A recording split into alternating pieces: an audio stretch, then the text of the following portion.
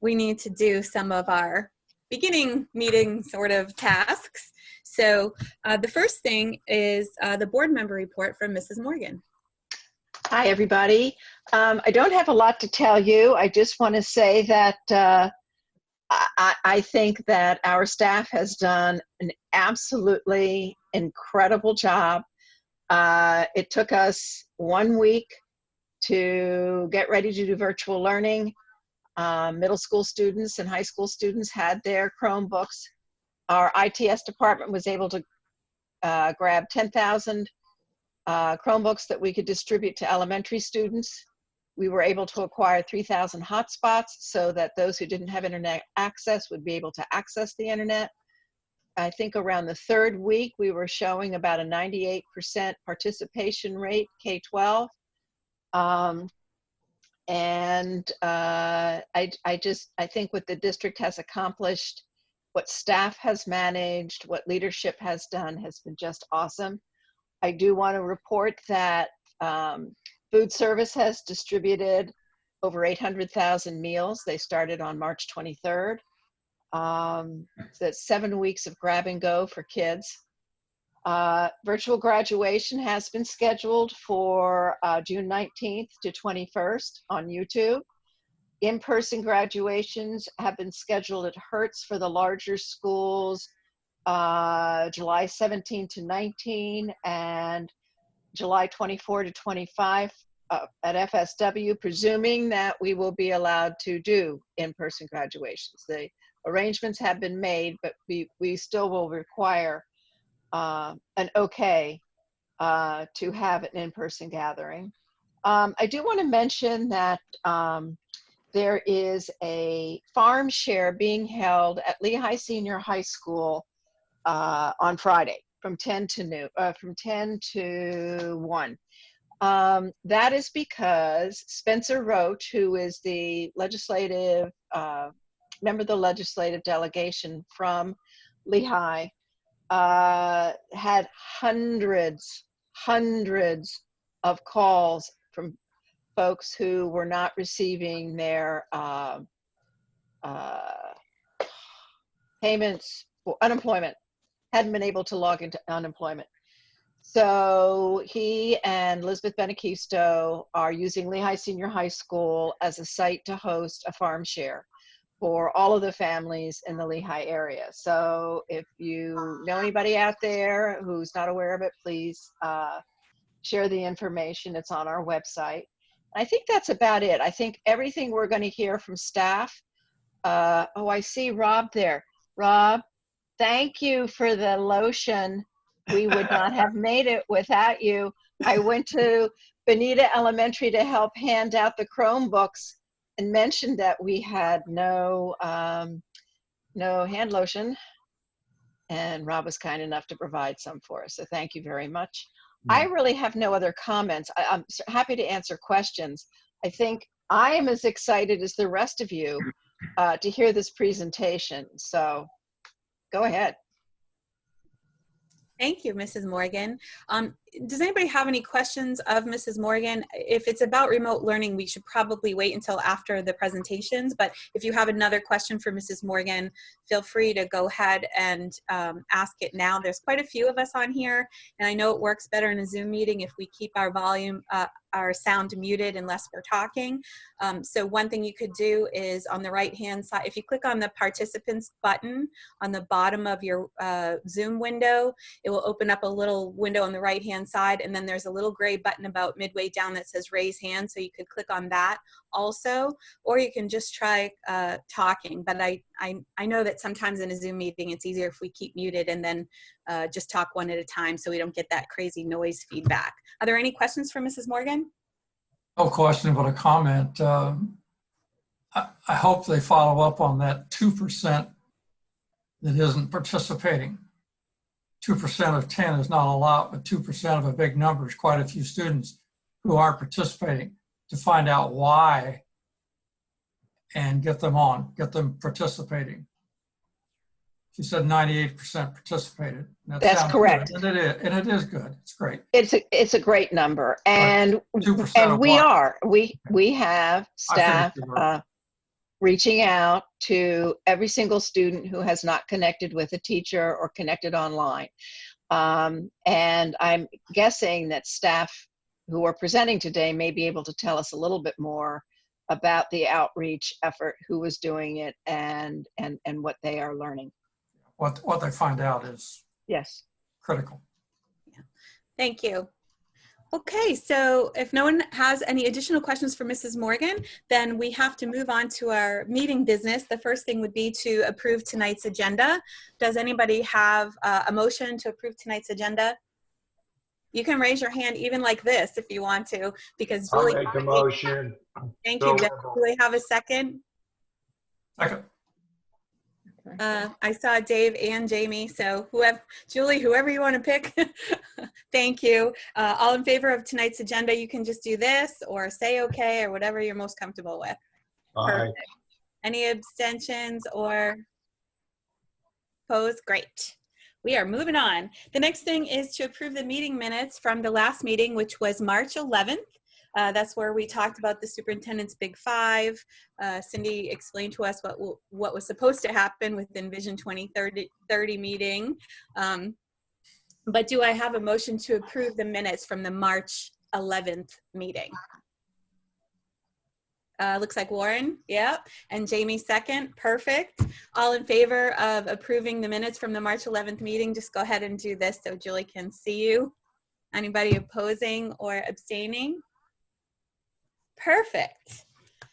Okay, so I don't think we have anybody from the public who wants to make a comment because I'm not sure we shared our Zoom meeting link, right, Cindy? Well, what we did was we advertised on the website that anyone who wanted to comment needed to send an email to Julie, just like we've been doing with the board meetings. Yeah. Julie, did you receive any public comment? No, we didn't receive any. Okay, thank you. Okay, great, thank you. And so the next thing is the thing we're all kind of waiting for, which is the informational overview of the COVID-19 response and virtual learning. So I'm gonna let Cindy take over from here. Thank you. Before we do that, Julie needs to make sure that she has an accurate attendance. So I'm going to read the list that I see in front of me, and if I miss anyone, then I'll ask for that right at the end when I finish reading the list. So Julie, I have Bill Ribble, Gerald Goen, 239-872-9371. Who is that? It's Jason Grabowski. Thank you. I have Mrs. Morgan, Courtney Black. Oh, Courtney's not on there. We'll introduce Courtney a little bit. Dave Montrose. Cindy, I'm here. Yes, I know, yes, you're here. But we don't need your attendance. Oh, okay. Thank you. Jamie Van Cleve, Lucinda. I will never pronounce that correctly. That's okay, I'm here. Yes, Thank you. That's actually good. All right. Michelle, Ryan McLean, Warren Balcom, and Jason Grabowski. Okay, and Brian Rasnick. Thank you. And Brian is here. He's the other phone, I believe. Did I miss anyone? Yes. Okay, seems like that's everyone then. Okay, so on to the rest of our meeting tonight. First, I need to say a great big thank you to some of my favorite people in the district, I was going to say, but actually in the world, because they were so generous with their time tonight and didn't even hesitate when I sent out an email saying, hey, are you on board with this? Here's what we'd like to do. And every single one of them answered back immediately and said, of course, anything you need. And so I think you're in for quite a treat tonight, finding out about really, what's it really like to be teaching and trying to support teachers and students in this situation that we're in. Because, you can read it in the papers, but unless you're living it, you don't really know what's going on. So we have 3 teachers with us tonight and 2 principals. Courtney Black is from Allen Park Elementary. She's a 5th grade teacher. We have from middle school, our own Jamie Van Cleve. So you know Jamie from being on our committee. From high school, and Jamie is a resource teacher, so she has a slightly different point of view. And then Samantha Hauer is our reigning teacher of the year. She is an arts teacher at Mariner High School. And then from our elementary principal, we have Rob Cooper from Bonita Springs Elementary, who has been doing a lot of things to really involve his community down there. And Robert Butts, principal at Fort Myers High School, who has had the challenge of what do we do with our graduating seniors? So I think you're going to get some different perspectives, and I'm very excited to hear from them as well. So if we could let each of them speak, they'll take about 5 to 10 minutes a piece to speak, and then save our questions till the end. That way each of them will have plenty of time to talk, and you can be gathering your thoughts. And we'll start with Courtney. Always have to remember to unmute my mic. My students are forever going, Mrs. Black, we can't hear you. My name is Courtney Black. I'm a 5th grade math and science teacher at Allen Park Elementary School. And thank you so much for having me. It's kind of exciting to get to talk to adults about what I do every day. But basically, online learning has been absolutely nothing like I would have expected. I thought this would be my jam. I love technology. I love incorporating technology. And there have been plenty of challenges, but plenty of really cool events that have happened in my virtual classroom as well. Kind of an overview is we use the platform of Google Classroom. I think everyone at least knows that if you're not familiar with it. And I usually push all my assignments out on a Sunday. On Monday, I spend a majority of the day making contact with that 2%.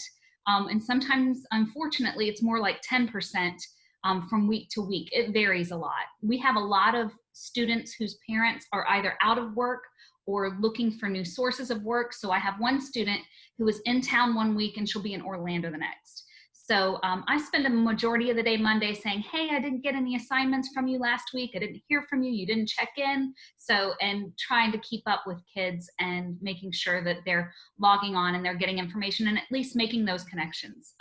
Some of them have difficulties at home. And when we find out about those, I push those out to our social worker and our guidance counselor so that they can maybe see what resources we have to help out those families who are hurting in very real ways right now.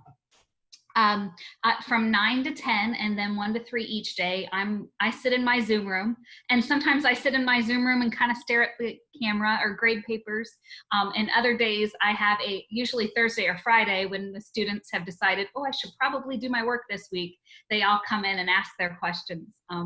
This has worked extremely well for probably about 30% of my students. They have flourished and they really love online learning. They love the pace of it. They love that they kind of set their own schedule. But everybody misses their friends. That's kind of the universal, I miss my friends, but I do like the pace of it. Another 50% are doing okay. They're sporadic and logging in.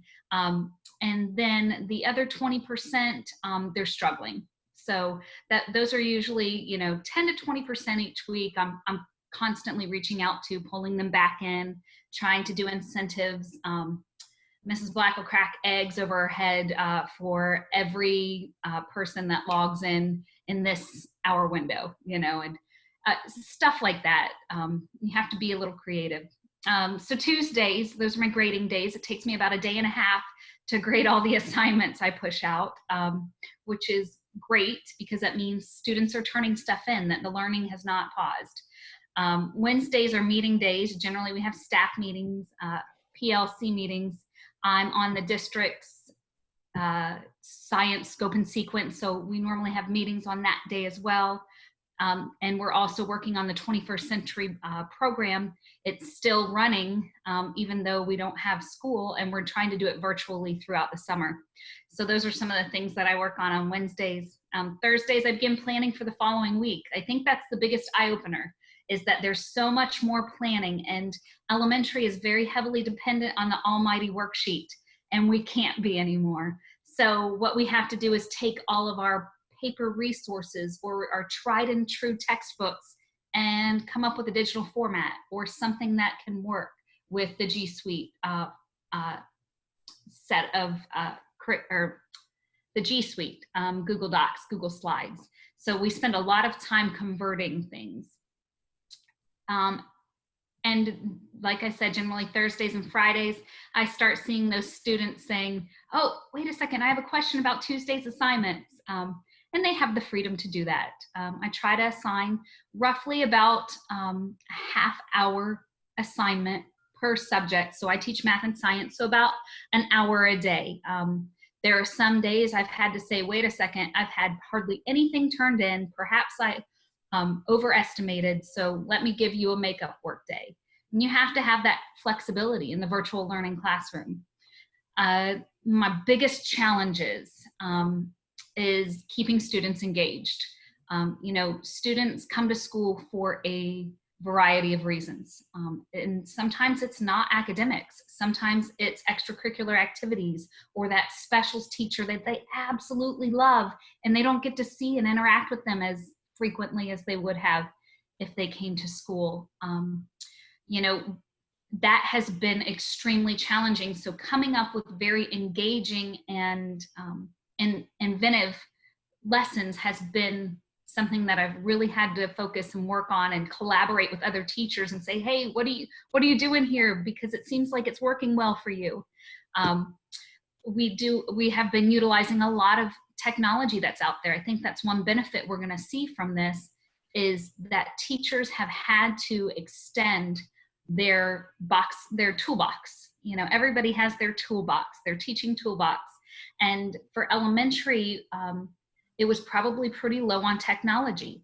But now instead of reading a book about the Amazon and rainforest, we're taking virtual tours they have canopy walks on YouTube where you can take a virtual tour of the rainforest.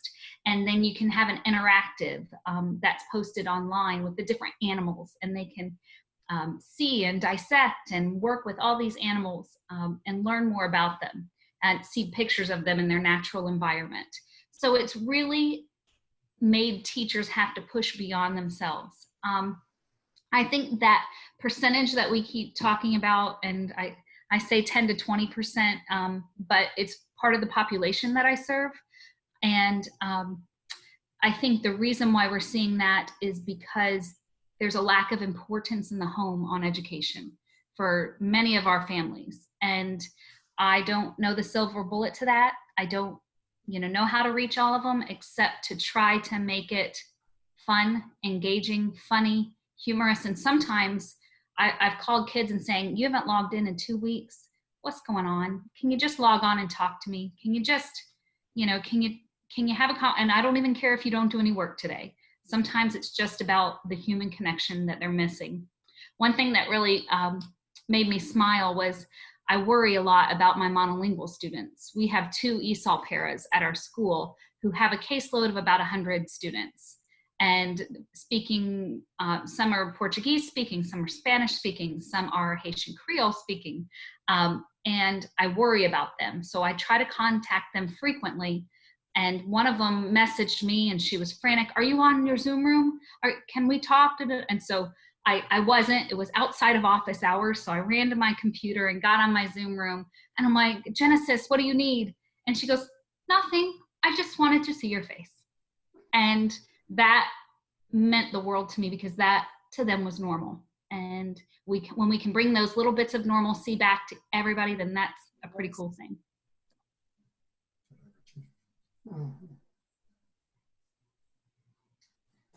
All right, thank you, Courtney. You're welcome. And we'll go ahead with Jamie. We're just going to go elementary, middle, high school. Okay, We'll come back to our principals. Jamie. My name is Jamie Van Cleve. I'm the intervention specialist at Challenger Middle School. I also took over a reading class for a teacher who left partway through the year. So I wanted to talk a little bit about some of the things that go on behind the scenes that we've done to try to help things go smoothly this quarter. First of all, I was absolutely amazed at the quality of work that our district put out for our teachers right away. It was almost like they knew this was coming. They had curriculum ready to go. They had iReady, which is a standard program for our teachers. So the teachers got a week of training. They were given that grace period to learn, and then another week to teach our kids how to use iReady. And it was all lessons with assessments. So we're teaching consistent curriculum all the way across the board. And I just was amazed at what the district produced. It was outstanding. The thing that we had to work on a lot at our school was developing processes really quickly. Developing a process for our students who didn't respond to the teachers. We developed a a step-by-step guide for our teachers. So if a teacher attempted to reach a child and didn't hear from them, they would request a paraprofessional to support in giving a call or an email. And then if after a week they did not hear from the student, they would put in an administrative, they would put the request into their team leader. The team leader would then determine, is the student not checking in with one teacher or all teachers? And then if they weren't checking in with any of the teachers, they would put in an administrative request. Then the administrative request would come to our leadership team, and we would do things like check light speed to see if they've been on the computer, if they've been checking YouTube and looking for beaches near them and they just aren't doing their work. We would shut off their little tabs and give them a call and say, hey, let's get started. We called the parents. The fastest way we found to get kids engaged was to call and get the kid in on a Zoom and then walk them step by step on how to use the curriculum, how to visit their Google Classrooms. And then sharing that with the teachers and following through with that process. We involved our elective teachers. They still continue to do engaging lessons, really, really fun things on the computer, but they also supported us with making calls, doing research, like looking on social media to see where we could find people, getting in touch with students who maybe knew a student's cell phone number, and our guidance counselors and our social worker was part of that team. So we started to see a lot of engagement for the first few weeks, and then it started to kind of drop off. So the students' interest was kind of waning. They were getting tired of it. Right now, we're sitting at 13% for our school not actively participating, or students who are possibly in jeopardy of attending summer school. So that number's a little high, and I'd be willing to bet when the teachers put in their final grades for this quarter, that number will actually decrease. We've been having discussions about what do you do if a student didn't participate all quarter? How does the grade look for that? When and where are we assigning summer school? And what are we doing in terms of credit retrieval? So my main focus each day, aside from working with students in a Zoom meeting, is to continuously update my reports to see who is in jeopardy of not passing, doing interventions, logging my interventions, ensuring that the teachers are doing interventions whenever possible for our students who need them. For example, small group, doing screencastify lessons to repeat lessons for our students, and then seeing what we can do to help them. If by the end of the next few weeks, we still see students who are not doing well for the whole year, then we're working with the district to assign summer school opportunities, which will be virtual. And then hopefully we get the majority of the kids through that way. If not, then we'll look at possibly retrieving credits next year in middle school. My days change every day. Some days I sit there and just email with students who are going through a crisis at home. We have kids who are, let's say, LGBTQ, and they're at home all day and they don't want their parents to know. And they normally had an outlet to talk to their friends at school, and now they don't, and they just need someone to talk to. I will sit there and email with them or Zoom, or have the guidance team reach out to the students. And some days I'm kind of playing the Gestapo. Come on, get on Zoom. You're gonna get 3 more lessons done today. Let's go. And then we play games, and you know, we're kind of act like a family. A lot of our teachers are doing great things like arts and crafts Thursdays and things to get our kids on board. And let's see, then when I look at the challenges, a lot of it has been technology. We're in a better situation compared to elementary in that many of our teachers did use technology in Google Classroom, but not all of them did. And the way to turn in assignments is different in a virtual world than they were when they were in the classroom. So doing a lot of videos on how-tos to help our parents, our students, and our teachers on using the technology has been a challenge. And again, that mental health piece has been really a difficult thing. We've got kids who are moving. We've got abuse that is up.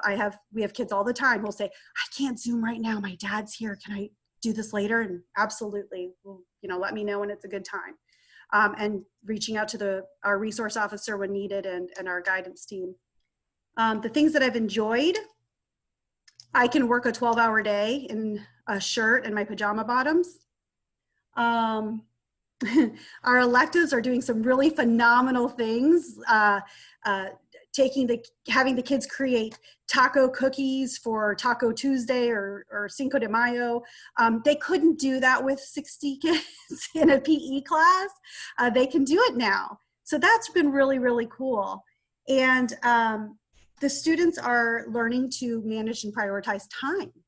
You know, this is a skill set that I don't think our kids really develop completely until they get older, but boy, are they right now having to figure out, if I do extra work on Monday, maybe I can play a little bit more on Tuesday. And I think that's about it, unless anybody has questions. Thank you, Jamie. Ken, no question. Love Any it. questions till the end, but I'm sure people will have questions. Thank you. Samantha.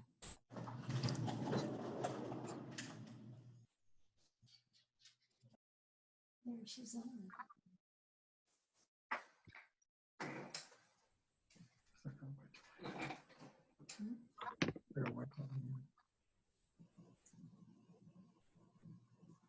Samantha, are you ready? It looks like she bumped out, Cindy. She may have just lost her connection. Okay, there she's coming back. I see her. Yeah.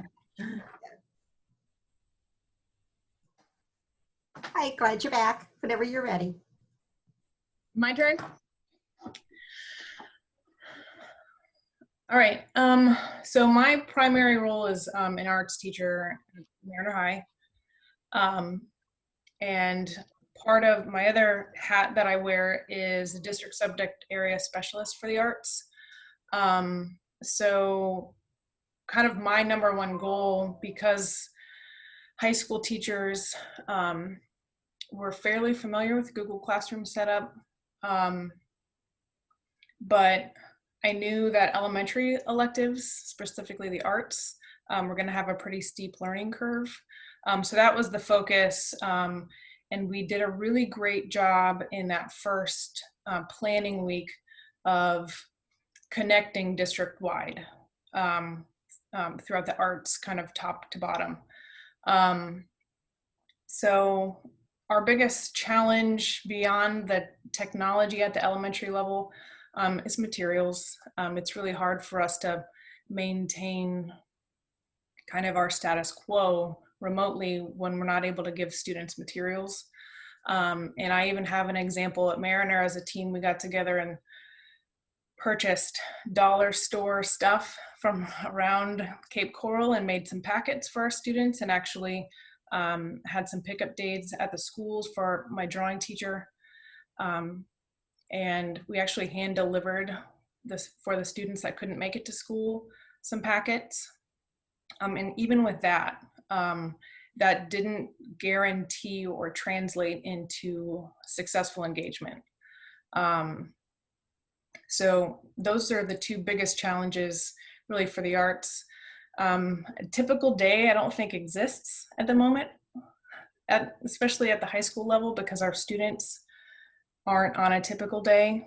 I get just emails from 7 o'clock in the morning to in the middle of the night, based off of kind of how those students are working, and through the weekend. So it's pretty much a 24/7 type deal.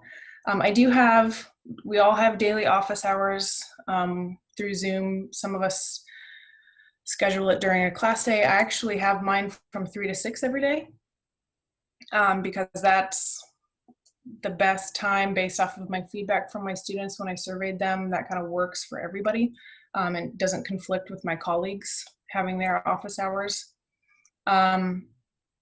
So I do post, like Courtney, I post my agenda for the week with a Screencastify video and trying to explain everything to them. I post that on Sundays. Most of the time, my communication's all via email. I had a really hard time translating the feedback I can give in an arts classroom, specifically for my AP classes, remotely, even though as a traveling teacher, I was pretty much set up for this.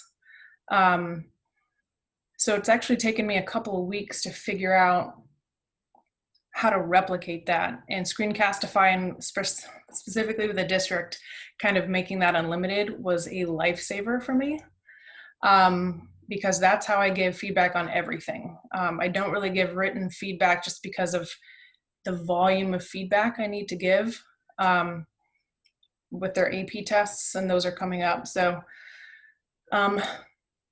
again, that's typical week or day doesn't really exist. I have heard from some students that had been MIA, thankfully, in the last 2 weeks. And I can thank my administrative team with my guidance counselors and our social worker for that, because when we post attendance, they pull those reports and they start that email process.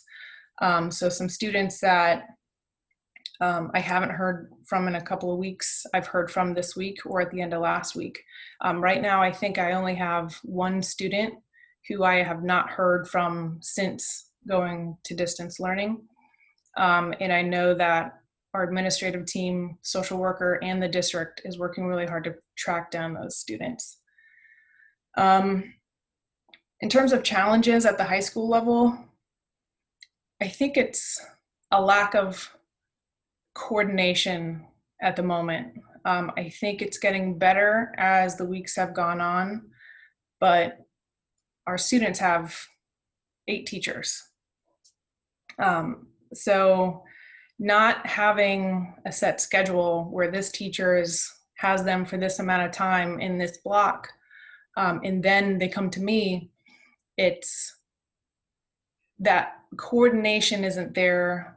So now some of my elective classes that aren't a core class aren't a priority, which I understand. I know that English and math, those kids need those to graduate. But my feedback from my students is that they're just buried under work, because I think that's distance learning is a skill both on the teacher side and the student side. So we hadn't really coordinated what is reasonable and what a day should look like and who's doing what when. So it's been a challenge, but it's getting better.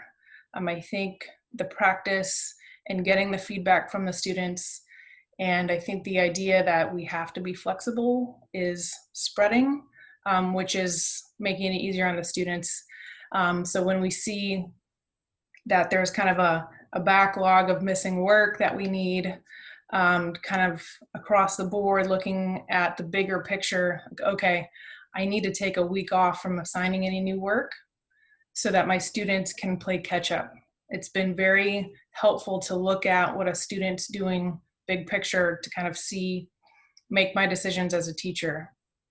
And then I think what is working well, I want to piggyback on kind of the increase in tech integration and the openness for that. I think those are really great tools in our regular situation, which can be a little scary sometimes.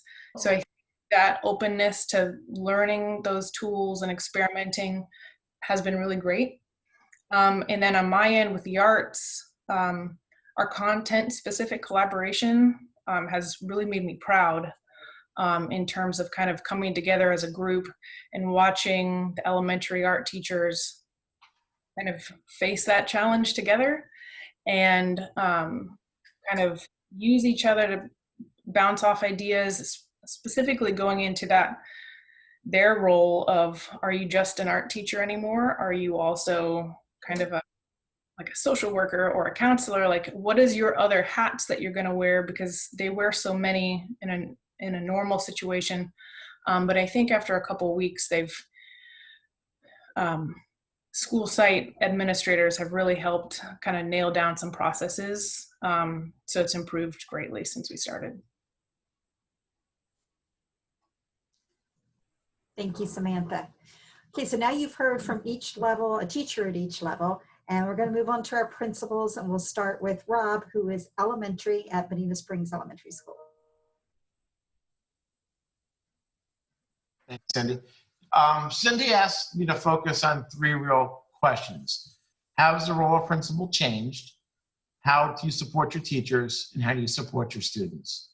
And I want to kind of answer those three questions through a story. To give you a little bit of background about our school, we are a very high monolingual population. A lot of our kids at our school live in poverty. They live in trailers that don't have windows. A lot of our kids don't have electricity. And I'll explain to you kind of how I learned a little bit more about our population in a little bit too going on for that. But we are a school grade of an A at our school with just an amazing staff and just phenomenal team. So my story starts on March 12th. Principals were asked to participate in a conference call at 4:30 with the superintendent and his cabinet regarding the COVID-19 event. And that was really the beginning of our journey as administrators. When we went through that conference call, we had a lot of unanswerable questions, but we all agreed to press on the next few days and we began putting plans together. And myself, I'm the person, if somebody asks a question, I'm like, no, I got a process for that. I got a system for that. I didn't have a process or system for any of this. So it's a lot of thinking on your feet and figuring out how to do this. The next day, we got some pretty clear directions regarding travel guidelines and self-isolation for the 14 days if we traveled overseas. I had a teacher come to me and tell me he had plans to go to Colombia to visit a dying nephew who had cancer. I spoke with him on the phone that evening, and he asked me for my advice. And I just said, you have to follow your heart and do what's in the best interest of your family. I felt I didn't have a place to give him advice on that. And if he was going to come back and have to isolate, then he had to isolate. But he had to do what was in the best interest of the family. So he told me he was going to ponder that and get back to me before he was going to fly out. So later that evening, on the 13th, we got another email stating that schools would be closed in Florida for the next 14 days. I scheduled my vacation over the break, but I was like, nope, can't do this one. And started to figure out what are we going to do to take care of our community, because that's where my brain started going at that point. How do I help my community? So we activated our phone tree, got that message out. And then half an hour later, we received another message that our talc and spout that everybody was going to be paid through the event, to the shutdown. And that just gave me just such a warm feeling, though, that, you know, even these bus drivers, if they're not driving a bus, they're still going to be able to take care of their families. And that meant a lot to me. But that also told me, hey, this is time to get into preparation mode. It's kind of like when you get the call, you're going to open up your school for a storm shelter. Just your whole brain changes in so many different ways. And then the next morning, Linda Mayer sent out an overview of the distance learning plan to principals. I started looking it over, and I noticed that the grab and go was going to start on my campus also on March 23rd. And I was like, okay, this is getting real. So I started texting everybody on my team, calling everybody on my team, making sure that they were okay. Thankfully, all of them had food, water, shelter, and toilet paper. So that was an important thing to make sure that they had. Later that night of the 14th, my teacher with plans to go to Colombia, he called me and he said that his nephew's cancer had spread to his spinal cord and into his neck. And he was going to reschedule his trip for April 10th. That's when he was going to head to Colombia to be with family. The 16th, it kind of started hitting me a little bit harder. And I started thinking about end of the year celebrations for students, making the academic gains, the positive behavior, the bucket jumps, all that fun stuff that we do in elementary school. And I made those hard phone calls.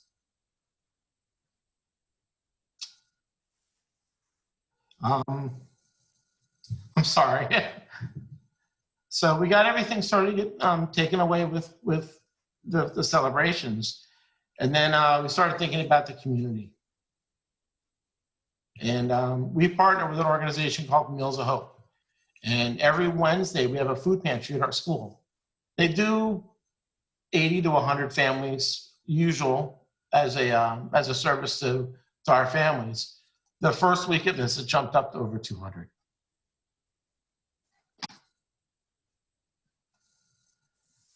We've registered since the event 260 extra families.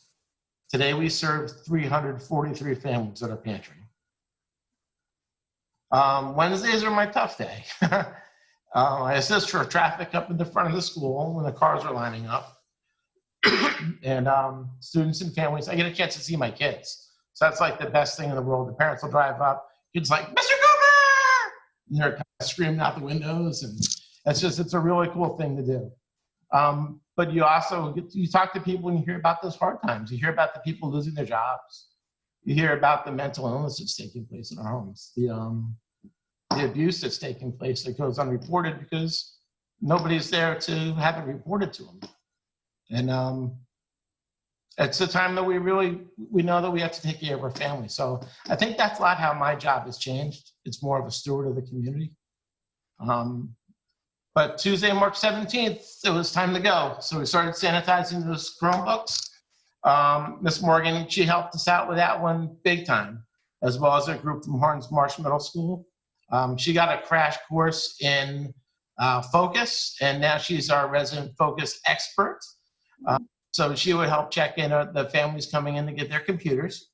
And it was really heartwarming how all these people from different areas came together to support our kids. It was awesome. But it's also the day that I started learning about social distancing, and I realized, hey, our world is changing. Because the night before, I'm out here and I'm looking at the walkway and the gates and how we're going to get computers out to people.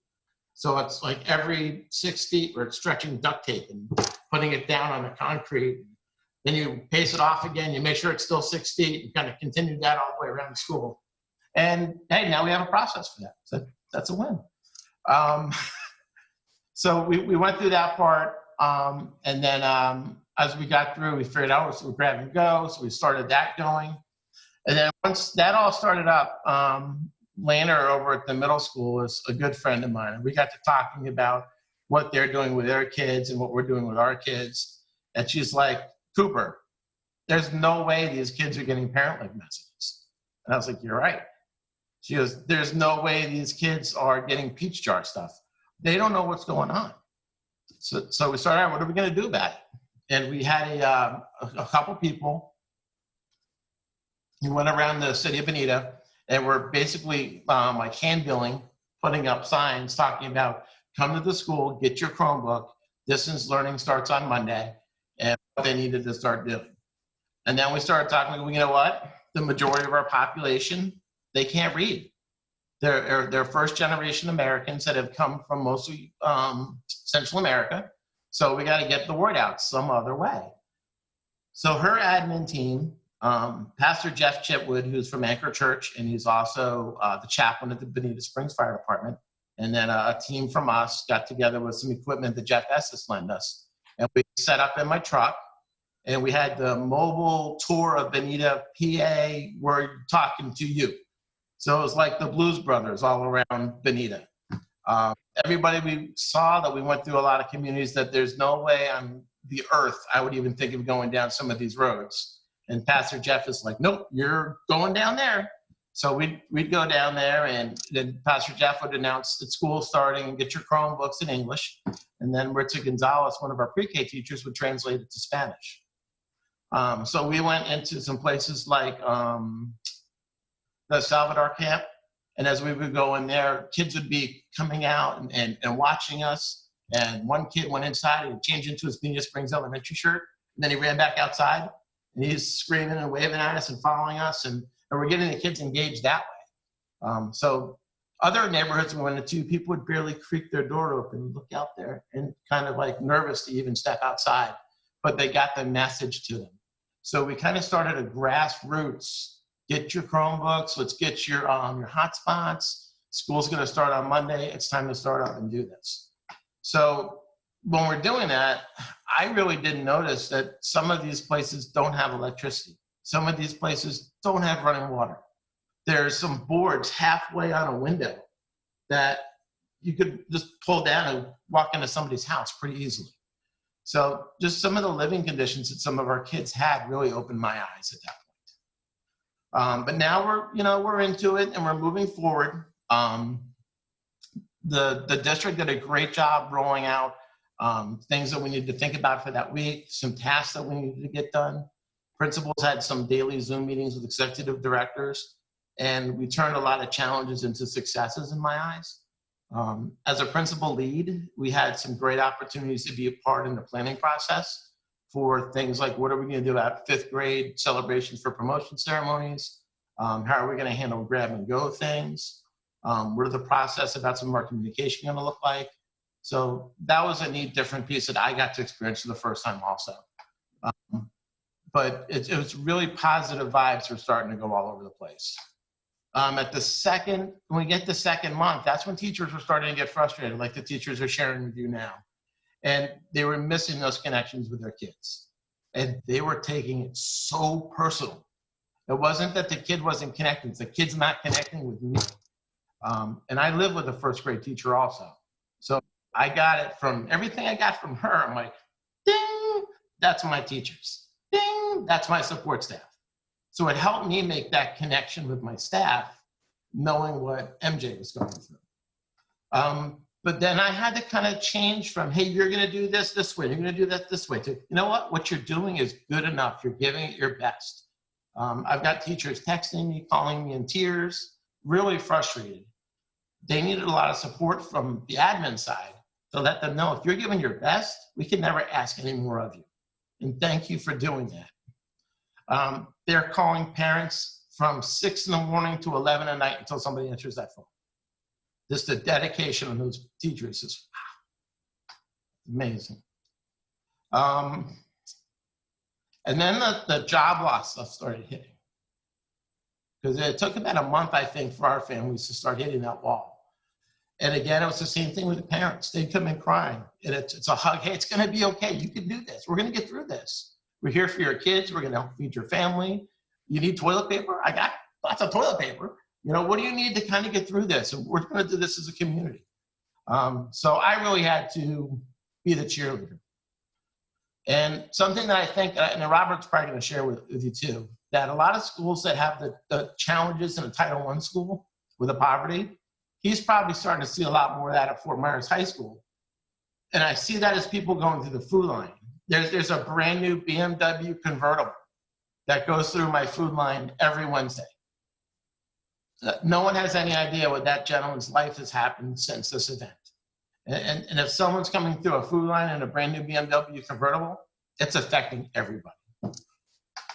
So my job has really changed a lot from, I like sitting in the back of the classroom, watching teachers teach through their amazing stuff, writing positive notes, checking out their lesson plans. Oh, that's cool, I gotta come in for this. To going into a Google Classroom stream and looking at some of the awesome stuff that they're doing in there. I jump in on their Zoom meetings with their kids. It's like a Zoom bombing. So I pop in and go, hey guys! And he's like, you know, they love that stuff.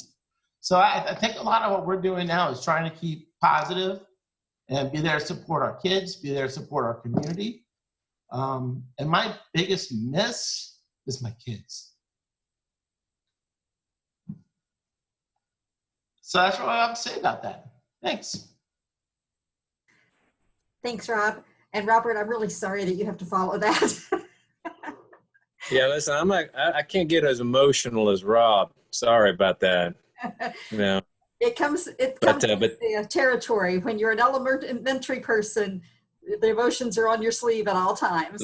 Listen, there's no doubt, and Rob does a great job, and yeah, I know his staff and students are blessed to have him because he takes it seriously. So Rob, I greatly appreciate that. But yeah, it is hard to follow, you know. But Cindy's asked, and I greatly appreciate Cindy asking me to speak to the group tonight, and I want to echo what Miss Morgan said at the beginning, because when we started this process, and to go from being a brick and mortar in the school to going online, the professional development that was rolled out by our district was second to none.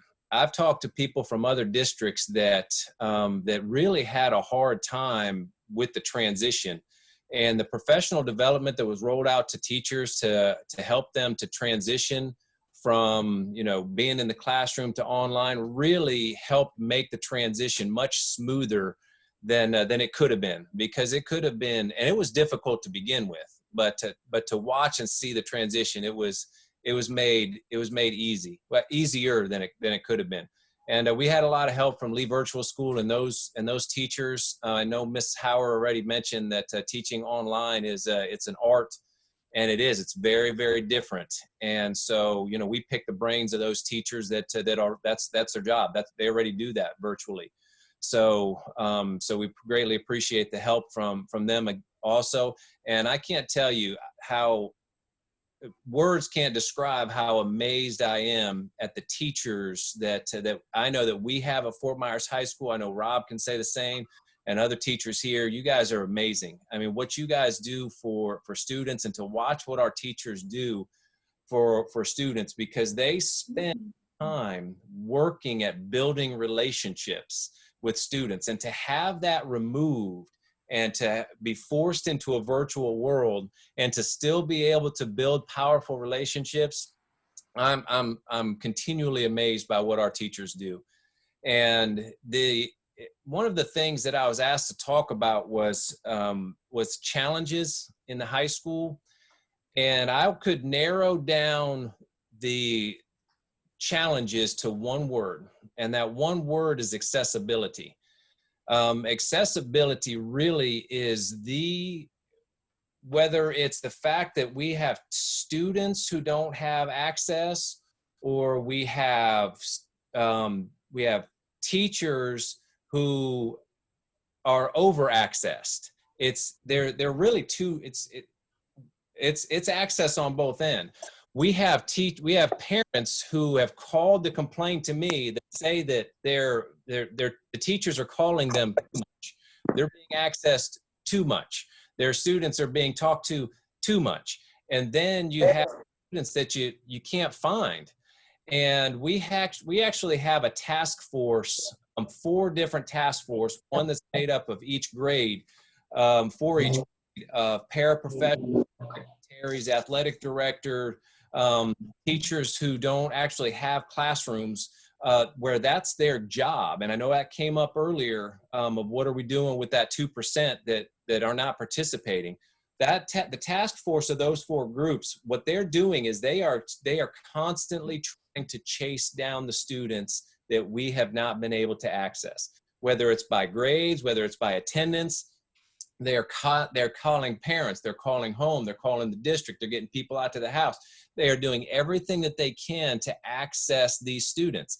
And when you find out the story behind the students and why they're not, very rarely, I would say out of 2,000 students, I may have 3 students out of all those 2,000 students that are purposefully choosing to not participate in their education. The rest have something that is going on that you have to get to the bottom of to figure out, how can we help them? How can we help their family? How can we help the parents? What can we as a district, and it's not just the district, what can we as a community, as a county, do to help these kids? And, you know, at Fort Myers High School, we have such a huge difference. We have upper echelon, they've got access to resources that I don't even understand, to those who have literally nothing. And for teachers to meet the needs of both groups of students and everybody in between, it's amazing to see. And the accessibility now, when I first started, my wife found out that I was going to be working at home. She was all kinds of excited. She said, all right, he's at home all day long. And then by my second night, when I'm working at 9 o'clock at night, still making phone calls and emails, she said, are you going to stop working at any time while you're at home? And the answer is no. It's when the accessibility, when you're in the classroom for a teacher or on the campus for a principal, is one thing. But now that we've gone to remote, the accessibility is 24 hours a day by students who are emailing or making phone calls at 2 or 3 o'clock in the morning. And, and then you've got the mental health of students. That's another challenging piece. Where are they? How can we help these students to, You know, the guidance counselors are huge, and the school and the social workers are huge to be able to help piece together what's going on with these students. And so it is the accessibility piece, whether it's overly accessible because it's 24 hours a day and it doesn't end on Friday, it's Saturday, it's Sunday. It's over accessibility to under accessibility where you just can't reach these kids. You know, you can't find them. And so that's really a huge challenge. And for me, the saddest part of, especially this time of year, May is usually the end of April and May for high school it's time to celebrate. We're celebrating graduation. We're celebrating scholarships. We're celebrating awards. We're celebrating athletics. We're celebrating academics.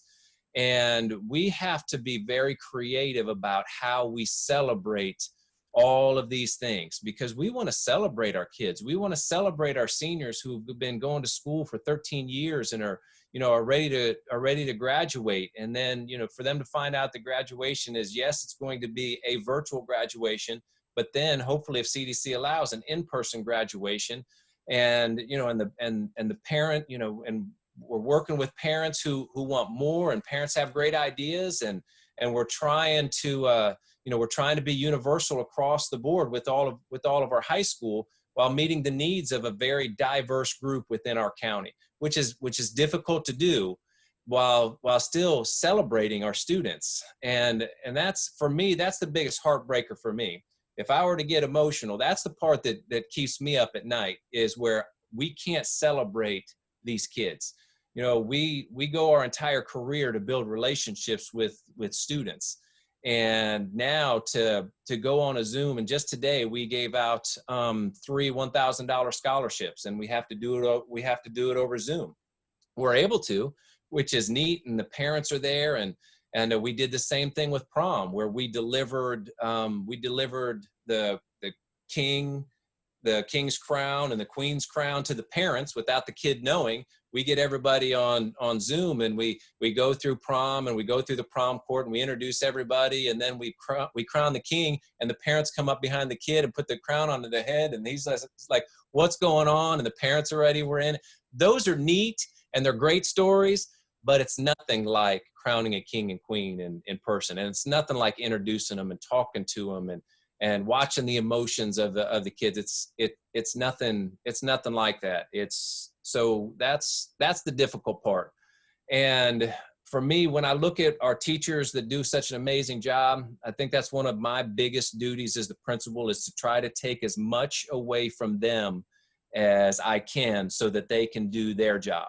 Take away all of the distractions, take away all the junk that's going to hinder their ability to be able to perform their duties. They're at the forefront. They're the ones that are communicating with the kids every day. And making this transition, and I know Ms. Howard has said it before, and I'll say it again, virtual school is an art. And when I've talked to dozens of students just within the last week, and I always ask them the same question, I said, so how is this virtual world working for you? Every single one of them has answered the same thing. Every one. They say, I'm doing more work now virtually than I was doing in the classroom. And but then you talk to the teachers, and the teachers feel like they're giving less work. So, the teachers feel like they're giving less work, the students are doing more work. So there's somewhere in the middle is the reality of what's going on. And I know one of the other teachers touched on it earlier, that students, young people, they have to learn how to manage their time. And I think that's a big piece of it too. They are learning a valuable piece for life. First of all, life isn't fair. This isn't fair, but we are going to get through it, and we're going to get through it together. So, that I know that's a lot. Grading with Grace has been great for our teachers. They've really been working on grading with Grace, some better than others. But it's where we communicate with our teachers every day. We send out what's called the daily wave, anything new that teachers need to know about every day. We have a faculty meeting that's voluntary every week, just so teachers can come in, almost 100% attendance. Teachers, they want to hear what's going on. So again, that's a lot, I know. And I know Cindy you know, if any questions of me, and I greatly appreciate Cindy asking me to be here for this, and just thank you. Thank you. Really appreciate it, Robert, and all of you. Julie just let me know something. We have 100% attendance in our committee meeting. I believe it's the first time all year. So give yourselves a hand. That is awesome. Woo! And it's because they really do want to know, you know, what's going on. And you guys have done just an amazing job tonight of describing what's changed for you and the really incredible amount of time and effort and caring that's going on to help me take care of our kids. So thank you so much. And now we'll open it up to questions. I have a question. Mr. Ribble. Okay, I'd like to know, just briefly, from Courtney, Jamie, and Samantha, how many students do you have in your Zoom classes at one time? I can tell you that my Zoom classes, for what I realized is when the teachers were setting up Zoom hours so that the students could drop in any time between 11 and 2, for example, and I was doing the same, we weren't really getting a lot of kids engaging, except for the teachers who went ahead and did something, you know, that extra incentive. Like if you attend for 3 days this week, I'll have lunch with you on Friday. So that seemed to help. The other thing we found that was really helpful was to call ahead and say to the student, hey, I'm going to have you jump onto my Zoom lesson and go ahead and join. And then we get almost 100% when we ask that way. So. How many students are you responsible for the training?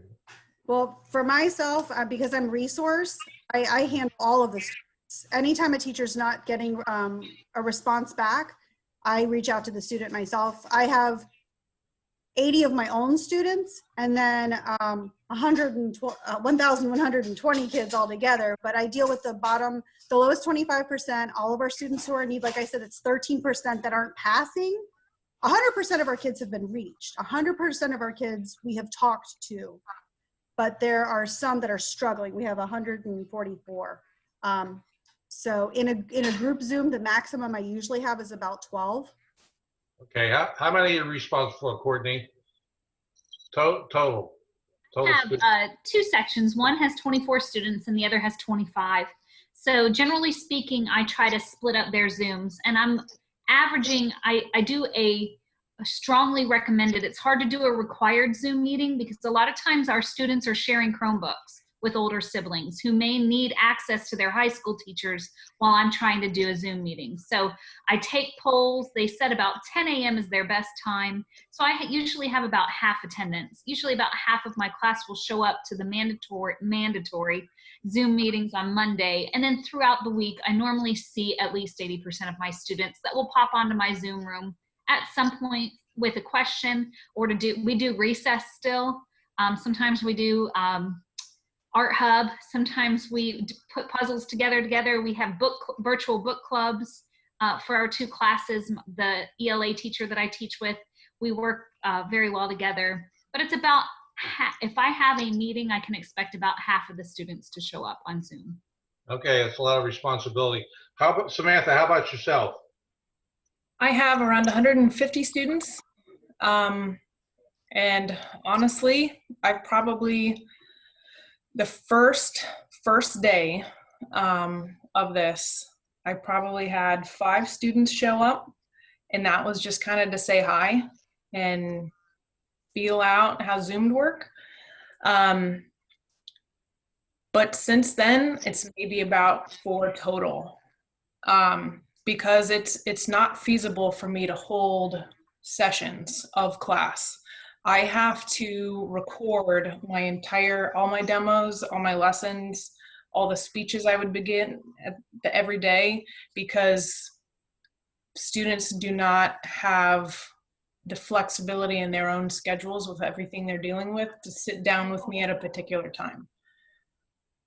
Okay, so it sounds like most of you folks deal with smaller groups, but for a longer period of time than just a normal school day would be, correct? Is that a fair assessment or no? Yeah, and I think that a lot of our teachers have told me, I mean, and myself, I've experienced, they want to get on and show you their dog and introduce you to their little sister.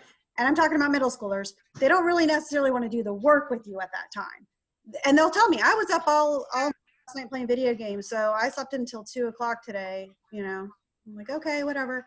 But my role is typically working with the students who are not getting any work done. So I have to have that rapport with them, that relationship with them to say, hey, I need you to get up. Find me. If I'm here, you're here. And then usually they're pretty good about it. We just sit and work. Sometimes we mute, everybody's muted and I'm making phone calls and doing my work. They just want someone to sit with them. Yeah. You know, Right. need somebody there. And parents are like, thank you. I don't know how to help them. I'm like, it's not your job. That's my job. That's our job. Well, you folks are certainly passionate. I really appreciate hearing from the 3 teachers and the 2 principals. It gives us a better scope of what you're faced with and a whole different approach to learning while we're going through this COVID-19.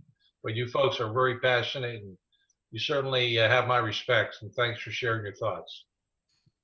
I think this is going to go down in history one day. You know, one day our kids, our grandkids, and our great-grandkids are going to be reading about COVID 2020.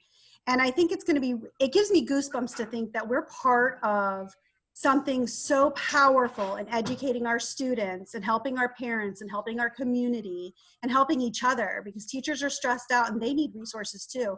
So the fact that we're going through this right now, I think is just amazing. And we're doing it beautifully. This district is outstanding.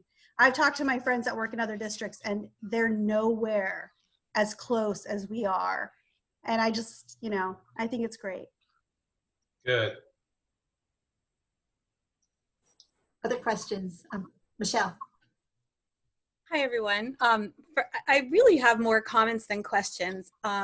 I've said this before in our committee meetings, but for those of you who don't know, I teach in a graduate program in the College of Education at FGCU. I teach educational technology. The majority of my students are K-12 teachers, many of them in Lee County. And I can't stress enough how well Lee County is doing at this. I have given webinars in other districts in Florida as well as in other parts of the country, and I can tell you that this district is doing a really good job.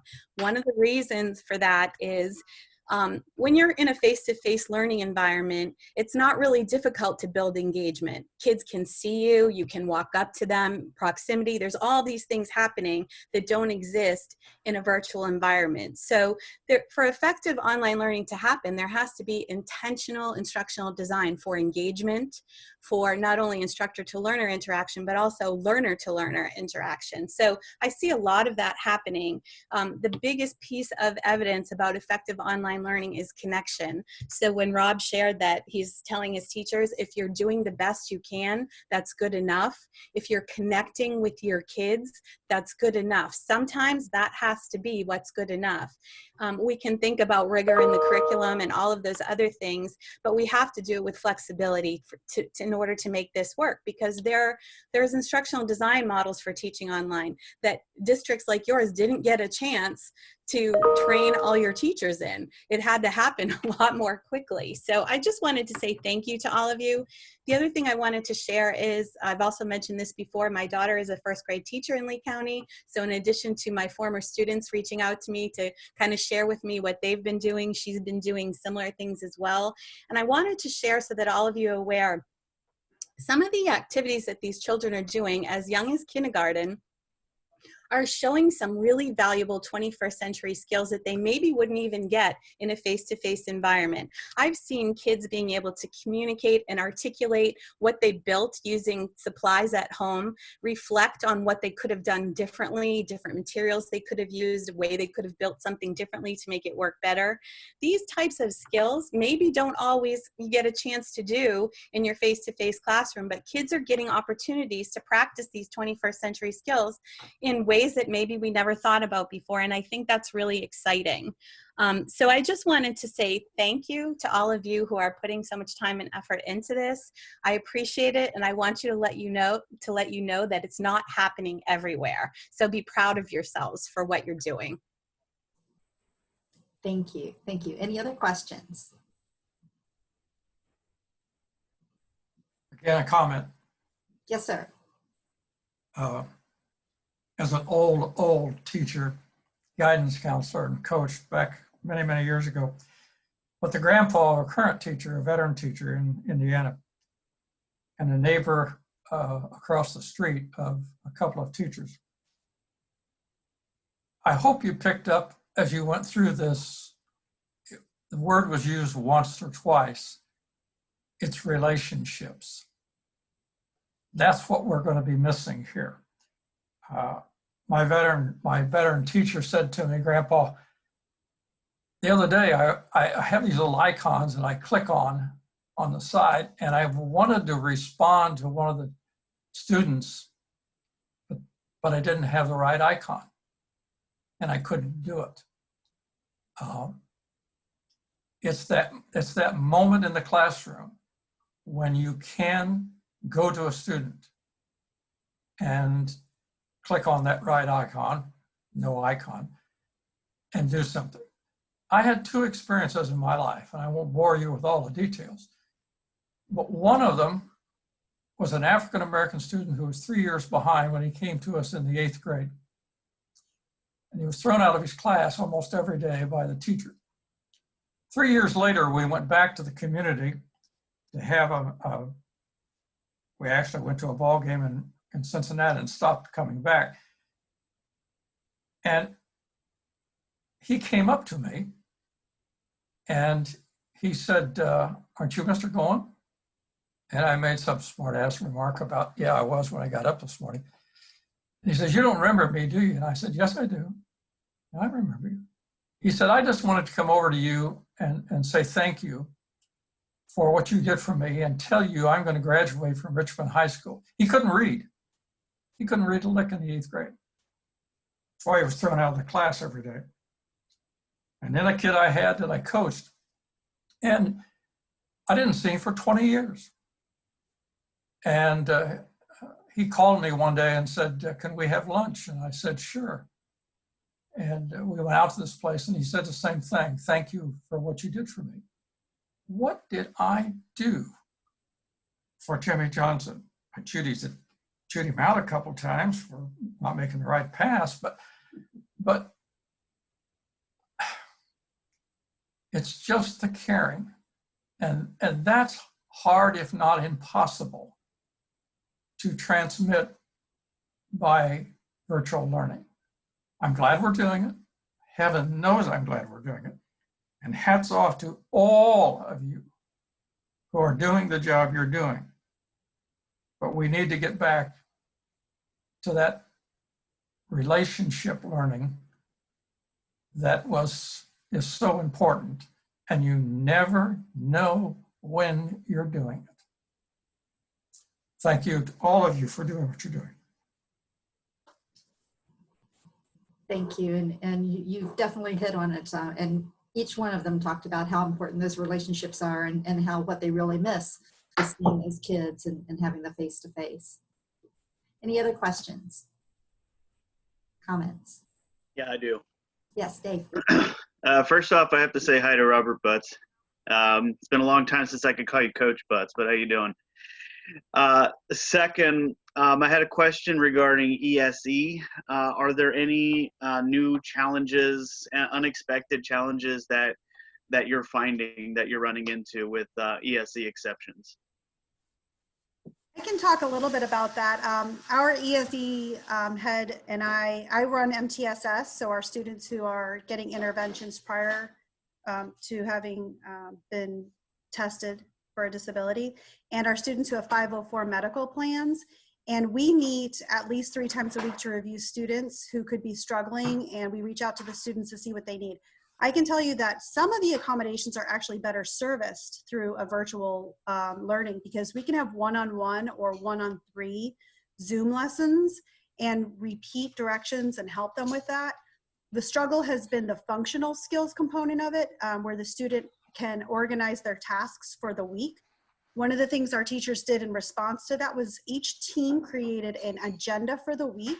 So it has the teacher's name, the subject area, the Zoom hours, and then they list each of the requirements for that week. So step 1, step 2, step 3, and they do that as a team. That's shared out with all of our students and our parents. And then we go back in and we moderate if the students aren't responding. We're still holding virtual IEP meetings. We're still holding virtual MTSS meetings and virtual 504 meetings. However, we are not changing the status of a student at this time. So if a student needs to move from, let's say, a tier 2 to a tier 3, we're not making any shifts, but we are having the meetings and documenting interventions.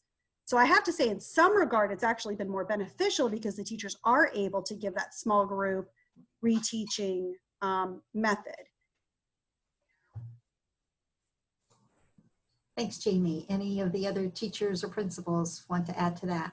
Yeah, I'll speak to it a little bit. Dave, it is good to see you again, buddy. I've noticed that my facial hair has grown the exact opposite as yours, but which is kind of humorous. And mine's a little grayer than yours too, but it is good to see you. But to echo a little bit of what Jamie said, some of them are easier, especially when it's the functional skills and the life skills students. You rely heavily on the parents to help and parents to help at home. And luckily, we've had a great group of parents who have really stepped up to the plate and helped with that. But meeting the needs of the special needs students, you rely a lot on the teacher's ability, again, who built the relationships with the students before they went virtual.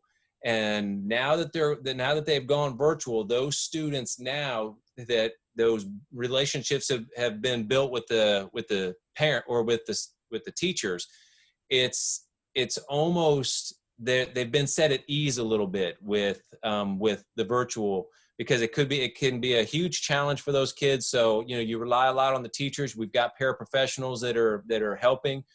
Some of them are one-on-ones. So they go in one-on-one Zoom meet, or they go in Zoom meetings with the teacher, and those paraprofessionals are still helping on the side. So it is an absolute challenge. But one of the things that Rob Cooper brought up earlier was he's a process guy. And then we get thrown into this virtual world with no process, and we're forced to build our own processes within. And ESE, the processes that are being built to help support the students are out of this world. They've done a great job of making sure that the students are not falling behind. In fact, some of them who, the ones that are up at 2 or 3 o'clock in the morning playing video games, they're so technology driven that now it's almost, they enjoy the technology more than they did sitting in a classroom. So, there are those that struggle, and we're still going to have them, but it's a different group. There are some, we have a student who failed an ESC student, special needs student, had a very socially awkward, very socially struggled, low D. No, I want to say it was an F. I think it was like a 30 or 35, who has 100% fourth quarter, who's done all of her work, who is talking to the teacher, who's communicating, but is really thriving in this virtual. You're going to end up with both. You're going to end up with some who struggle more in the virtual. You're going to end up with some that actually thrive a little bit more. So it's a challenge to build more relationships, but build those processes through the process. And I can definitely see what you're talking about regarding the existing relationships already built up. My daughter's in an ESE class at Skyline Elementary, and when she does the Zoom meetings with her teachers, part of the time is instruction, part of the time is they're playing games with each other. So it's really kind of cool to see that. Thank you. One thing that I'll kind of add to that, Dave, is this has been a unique learning environment. I had 2 students that I had communicated with parents with all year that I was concerned with their child's attention span. And they'd say, other teachers, but they're fine, they keep up. And now with the students at home and the parents helping them, they have seen, they're like, oh my gosh, I see exactly what you're talking about. Like, they can't focus for more than 5 minutes. I'm going to take my child to the pediatrician. And sure enough, both of them were diagnosed with ADD and ADHD. And for the parents, because I always invite, whenever I see stuff like that, I'm like, why don't you come into my classroom? Why don't you come in and just sit and visit with us so you can monitor what the student's doing? And rarely ever will they take me up on it. People work. but it's been fascinating to see that the parents are like, I finally understand what the teachers were saying. So. That's cool. Thank you. Cindy, this is Brian Rasnick. Hey, Brian. I really appreciate everybody talking today. In response to Mr. Butt's presentation and saying that some kids are thriving with virtual, are we worried, or what do you think the jump in enrollment will be in the fall for Lee Virtual? If the schools are actually open in the fall, will there be a substantial increase in Lee Virtual? I know for me, that's something that our administrative team has discussed.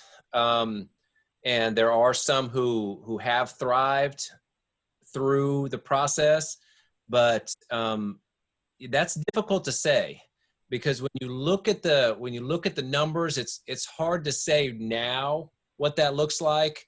I don't know if it's as much as students thriving in the virtual world as it is still a fear of what we're going through and the pandemic when brick and mortar schools get back together. I think there's still going to be that fear that's out there that could cause more parents to keep their kids home in virtual school than it would be those students who are actually thriving in that virtual world.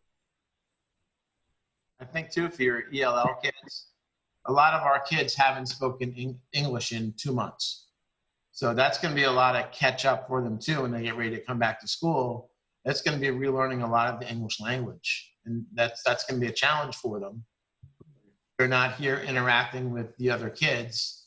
They're not going to get that opportunity. So I think our ELLs, it's really important we get them back in the buildings.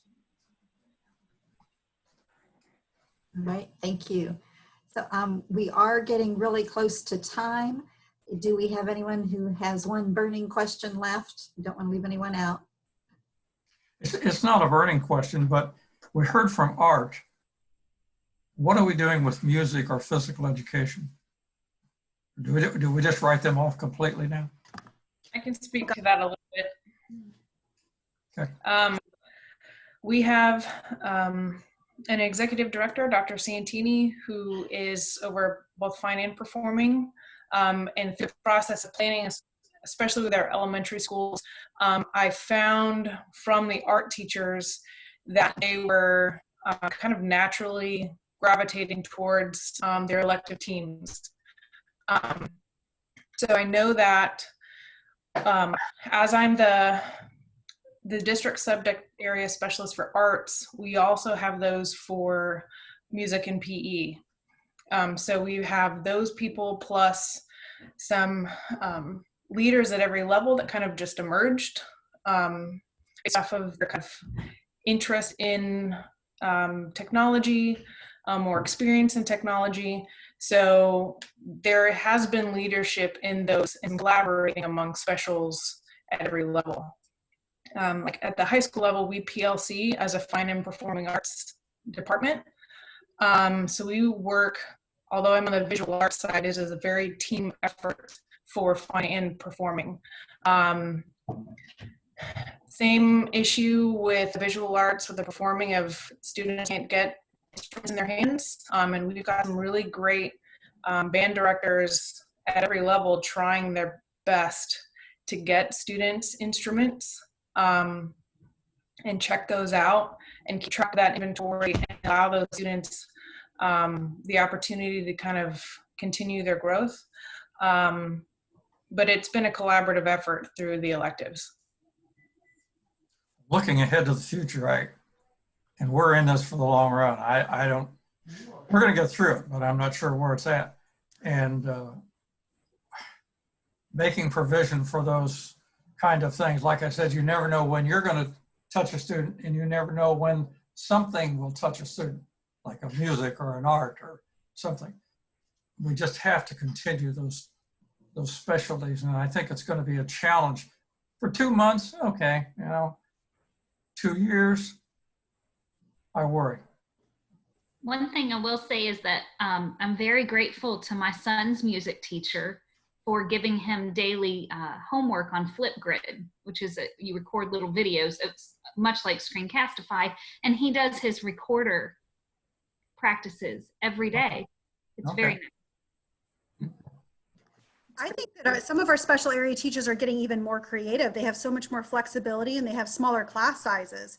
So we have teachers who are playing symphonies for Star Wars and having the kids make up their own words to the music, or identifying different instruments that are being played.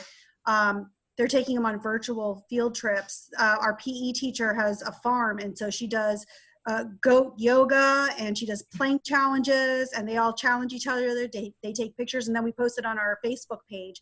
It's really a connection that these teachers are building with the kids, and I think it's actually it's giving them more freedom. They're not having to follow the same old, or relying on their same old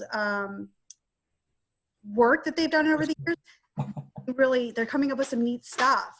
And, you know, I know it's sad, and I know this is a rough time for the kids, but this is creating memories for the kids. And they're going to be one day saying, oh, I remember back when I was quarantined and I was doing goat yoga with my teacher, or I sat in on Zoom and we played arts and crafts with whatever we had around. So it's kind of the way you look at it. We're creating memories. Singing in a choir is a little hard. Yeah. Okay, I am going to call time because we have about 5 minutes left, and we'll turn it back to Dr. Stork in just a moment. But I want to give one last thank you to our presenters. Dr. Butts, thank you. Rob, these guys, those two principals are the best principals in the district. Now, I will say they're representative of a great group, but they are my personal favorite principals in the district. And I will say the same. The teachers that you heard from tonight, Courtney and Jamie and Samantha, you know, they are amazing. And I've seen them in action, or I wouldn't have bothered to invite them. So once again, thank you so much for all you do. And I'll turn it back to Dr. Stork for good of the order. Thanks, Cindy. And thanks to all of you who presented tonight. We're at the point in the agenda where we have good of the order. So does anybody have anything they would like to share for good of the order? Silence in a Zoom meeting, that's almost impossible. Somebody's phone should be dinging or something should be happening. Anyway, so we are, I need to entertain a motion to adjourn the meeting. So moved. Dave and Warren, it looks like I saw your hands first. So I don't think anybody's not going to be in favor of adjourning the meeting, but thank you to all of you having perfect attendance in our committee tonight, and also to all of you who shared your time this evening to share some great information with us. We all appreciate it. Absolutely. Thank you. I just want to give a quick reminder that this was recorded, and assuming I can remember how to download it to my computer, it will also be uploaded to YouTube. So thank you, everybody. Appreciate your time. Is there a district-wide ability to show this so that parents would see it? It'll be on YouTube, and they can go to the Lee County channel and just do a search for CSI, and it'll pop right up. They'll learn something. Yes. Yes. I think we all have through this process. Are we having another meeting in June or no? No, we were not scheduled for a meeting in June, so this will be our last meeting of the year. Thank you. I'm glad you said that. If this is the end of your term and you want to reapply, those should be coming online soon. I believe the deadline for applying is July. Julie, can you confirm those dates? I don't remember for sure. We'll get an email out to you that'll give you those dates in case this is, and we'll also give a list and let you know if this is the end of your term, so that if you choose to reapply, you have that opportunity.